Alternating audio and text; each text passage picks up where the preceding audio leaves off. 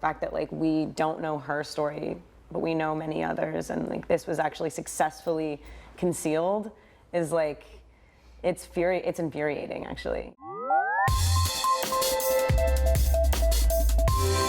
Our stories, you're right, it goes into one very particular window of her life and is about the destruction of privacy and an invasion of privacy, and the movie is really concerned with her private life. We have glimpses of her on set or glimpses of her in the public eye, but we go into the private spaces, and we go in with the FBI into the destruction of that private space.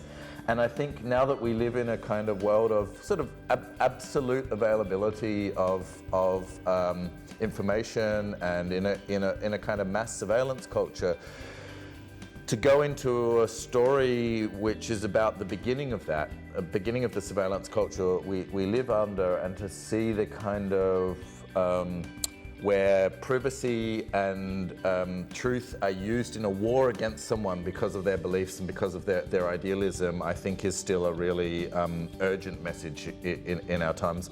But the important thing for me is we get close and very tender to all of the lives in the movie, but particularly to Jean, and it's something about that getting close that I think is still transformative.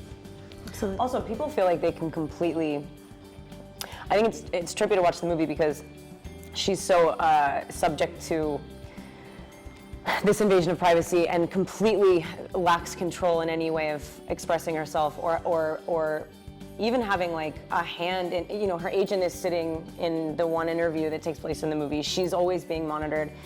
There now with like people can, I think it's kind of jarring to see the movie because we're allowed to say, we just have so much access to communication, whereas this girl was like muzzled. And so it's like, in a lot of ways, still a lot of the same problems obviously, but like there is something kind of like, whew, it is nice that we can do that.